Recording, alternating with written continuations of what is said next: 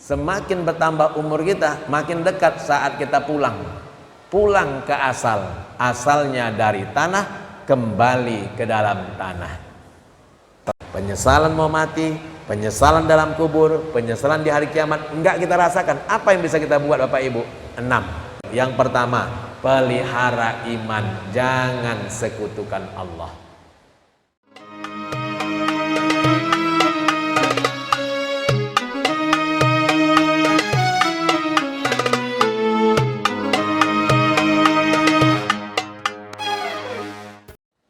Assalamualaikum warahmatullahi wabarakatuh.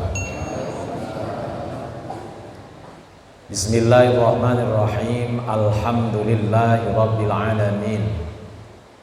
Wassalatu wassalamu ala asyrafil anbiya'i wal mursalin wa ala alihi wa sahbihi ajma'in. Subhanaka la ilma lana illa ma 'allamtana innaka antal alimul hakim. Wa ba'du. Bapak dan Ibu, orang-orang tua kita yang hadir di majlis ini yang sama kita muliakan, bersyukur kita kepada Allah dengan rahmat dan kasih sayangnya Allah hadirkan kita di majlis ini, di majlis ilmu ini.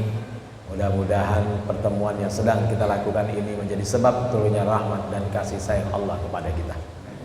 Perpisahan kita dari tempat ini menjadi sebab Allah gugurkan dosa kesalahan kita.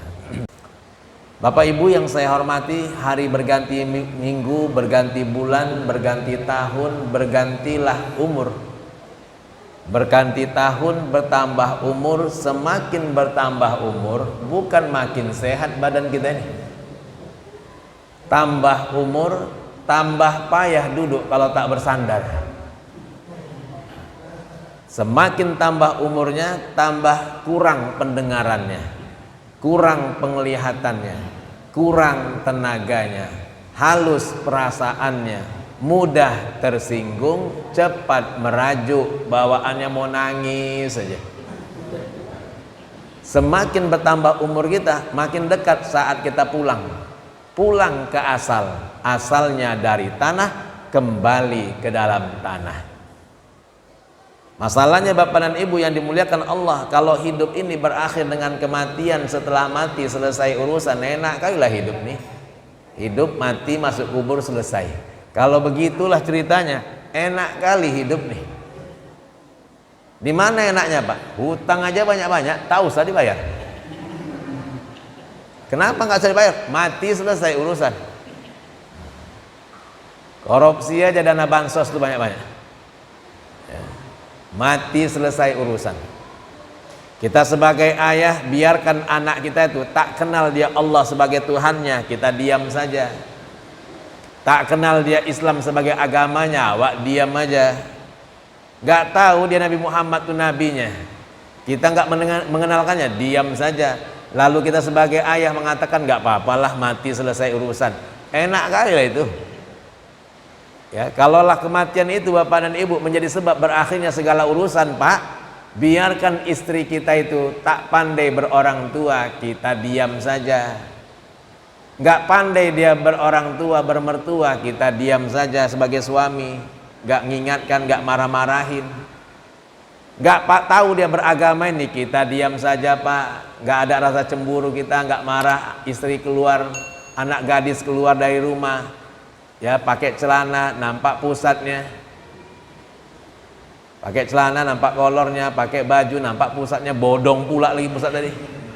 Awak diam aja, nggak merasa berdosa, nggak apa-apalah mati selesai urusan, enak kali lah itu. Tapi Bapak dan Ibu, ada pertanggungjawaban hidup. Kalau kita tak siap dengan bekal yang kita bawa, menyesallah kita di saat pulang menghadap Allah. Inilah kajian kita. 3 penyesalan orang yang pulang menghadap Allah tidak membawa bekal.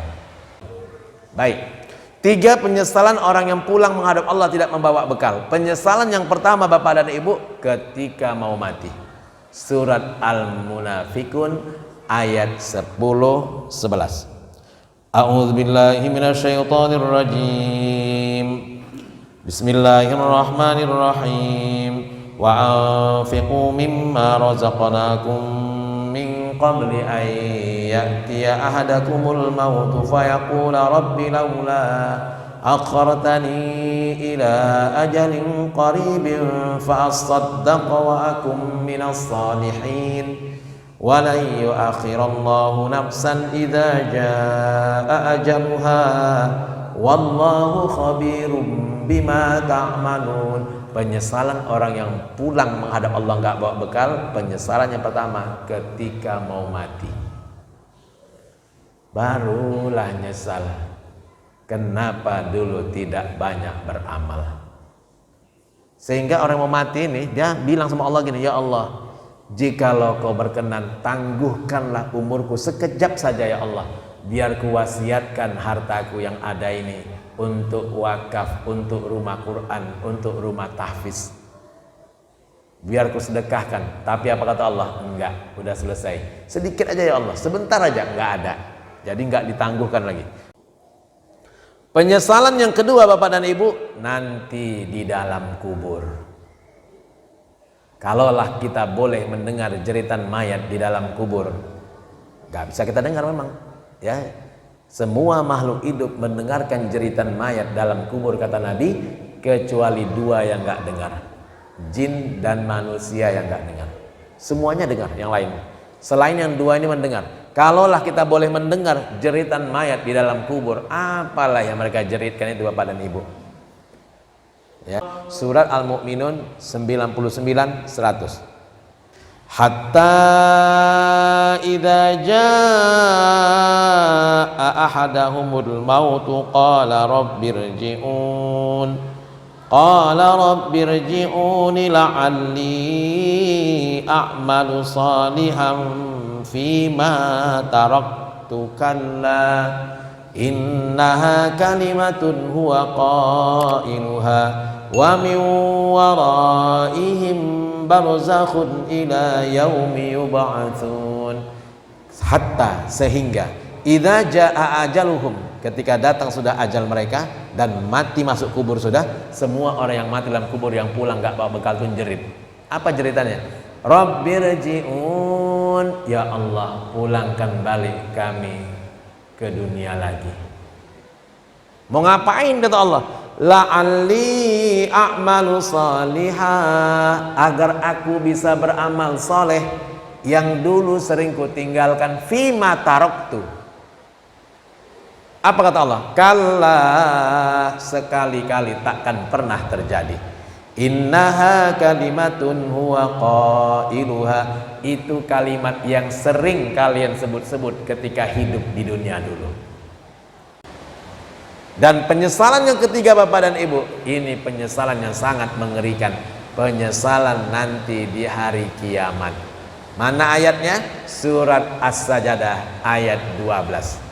A'udzu billahi minasyaitonir rajim. Walau tara idzil mujrimuna nakisu ru'usihim inda rabbihim Rabbana absarna wa sami'na farji'na na'mal salihan inna muqinun.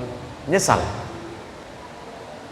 Penyesalan yang paling mengerikan orang pulang menghadap Allah enggak bawa bekal adalah penyesalan nanti di hari kiamat. Maka Bapak dan Ibu yang dimuliakan Allah, apa yang bisa kita lakukan supaya tiga penyesalan ini tidak kita rasakan? Penyesalan mau mati, penyesalan dalam kubur, penyesalan di hari kiamat enggak kita rasakan. Apa yang bisa kita buat Bapak Ibu? 6 yang kita buat Bapak Ibu. Yang pertama, pelihara iman, jangan sekutukan Allah. Kalau kita sakit, kita wajib berobat mencari kesembuhan. Begitu kita sembuh, bukan obat yang menyembuhkan kita, bukan dokter yang menyembuhkan kita, tapi Allah. Jadi pelihara iman, jangan sekutukan Allah. Jangan yakinkan diri kita kepada jimat-jimat, benda-benda keramat macam-macam. Makanya Nabi dulu pernah melarang umatnya berziarah kubur sallallahu alaihi wasallam, karena Nabi takut nanti terbawa-bawa kebiasaan jahiliyah. Nabi pernah larang kita ziarah kubur. Setelah iman bertambah, ilmu bertambah, ya, yang masuk Islam sudah banyak di kalangan sahabat terdahulu, ada perintah. Dulu dilarang, fal'ana fazuruha, sekarang silakan ziarah. Kenapa? Nabi gak khawatir lagi sahabat-sahabatnya tadi. Dulu khawatir, takut terbawa-bawa kebiasaan jahiliyahnya. Setelah iman bertambah, ilmu sahabat bertambah, yang masuk Islam pun sudah banyak, larangan tadi diperintahkan lagi. Sekarang silakan ziarah. Ya, kalau dulu ada orang minta-minta sama yang mati, sekarang pun masih ada juga. Sekarang minta-minta sama orang mati, Bapak Ibu. Inilah yang Nabi takutkan dulu, Sallallahu Alaihi Wasallam. Silakan kalau mau berziarah kubur, silakan berziarah, tapi bawa ilmunya. Kalau nggak ada ilmunya, nggak usah berziarah kubur. Apa ilmunya, Bapak Ibu? Luruskan niatnya mencari ridha Allah. Yang kedua apa? Pakai busana nutup aurat. Yang ketiga apalagi? Masuk kubur ucapkan salam. Yang keempat ilmunya apalagi? Bawa ilmu ziarah kubur nih. Jangan langkahi kuburan. Kalau dapat Pak Ibu, jangan langkahi kuburan. Mungkin nggak dapat, karena kuburan-kuburan lama. Cari celahnya loh. Kita berdiri cari celahnya. Di mana laku lewat nih? Kuburannya itu 10 langkah dari kita berdiri nih, 10 langkah. Tapi nggak ada celahnya. Bisa melangkahi kuburan, tapi cari celahnya dulu. Kalau nggak ada celahnya, barulah kita melangkahi kuburan tadi. Boleh, tapi ya tutuplah keburukan dengan kebaikan. Waktu melangkahi kuburan itu kan buruk, maka tutup dengan kebaikan. Istighfar, astagfirullahalazim. Cari celah lagi, nggak ada, langkah lagi, astagfirullahalazim. Istighfar. Janganlah pula awak tengok batu nisannya. Tengok batu nisannya. Iya, ini seusia kakekku nih, amit ya mbah. Ini usia mamakku nih, amit ya bu. Permisi ya bu, gak usah amit-amit. Astagfirullahalazim, astagfirullahalazim, astagfirullahalazim. Dalam satu kasus Bapak Ibu, melangkahi kuburan hukumnya wajib. Kapan wajibnya? Waktu bawa jenazah. Waktu bawa jenazah, 2 di depan, 2 di tengah, 2 di belakang. Sampailah di pinggir kuburan. Yang 2 diam. Katanya di belakang, bro, kok berhenti? Gak ada jalan pren katanya. Apanya gak ada jalan? Itu gak kau tengok kuburan semua nih. Udah langkai saja. Tapi waktu kita ngaji kemarin sama ustadz yang baru masuk tuh katanya. Ini yang baru masuk nih. Ya. Waktu kita ngaji kemarin sama ustadz yang baru masuk, entah siapa lah namanya, Ustaz Fahri ini Bapak Ibu. Ya. Ini Ustaz Fahri namanya. Katanya nggak boleh ngelangkai kuburan. Nah, padahal ada keterangannya. Ya, kalau nggak bisa langkahin saja, tapi istighfar. Jadi hukum melangkahi kuburan tuh jadi wajib kalau bawa jenazah gini. Kuburan di tengah, nggak ada jalan lagi, langkahi nggak apa-apa. Ya.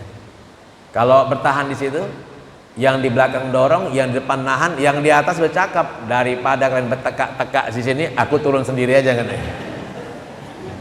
Makanya jadi wajib. Nah, baik Bapak dan Ibu yang dimuliakan Allah. Ya, pelihara ibadah akidah kita, jangan sekutukan Allah. Yang kedua, pelihara ibadah wajib, sempurnakan pelaksanaannya biar jangan nyesal kita. Yang 3 ini gak kita alami. Sholat jangan ditinggalkan, pelihara wudhunya, istinjanya Pak Ibu, buang air kecil kita Pak, hati-hati buang air kecil. Kita kadang-kadang laki-laki ini buang air kecil kan berdiri. Kalau nggak hati-hati kita nih Pak, ya, ibu-ibu kan biasanya jongkok, laki-laki berdiri. Walaupun mau juga sesekali berdiri bu, nggak tahan lagi kan. Nah, jadi kita nih, kalau kita laki-laki ini kan berdiri, padahal tuntunannya mau laki-laki perempuan jongkok.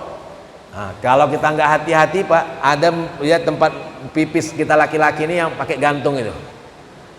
Itu kalau kita nggak hati-hati Pak, pakai celana panjang, nggak pula hati-hati, nggak digulung celana tinggi-tinggi, dihadapkan ke bawah, percikannya kena ke celana.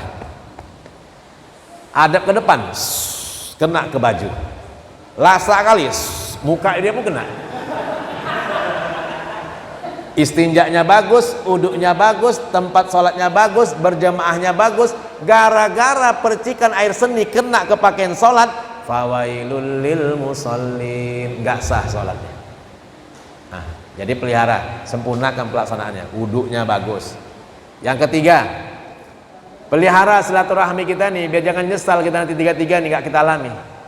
Pelihara silaturahmi, jangan diputuskan. Ya, sholat berjamaah tapi dia putuskan hubungan silaturahmi, surga jauh dari kita.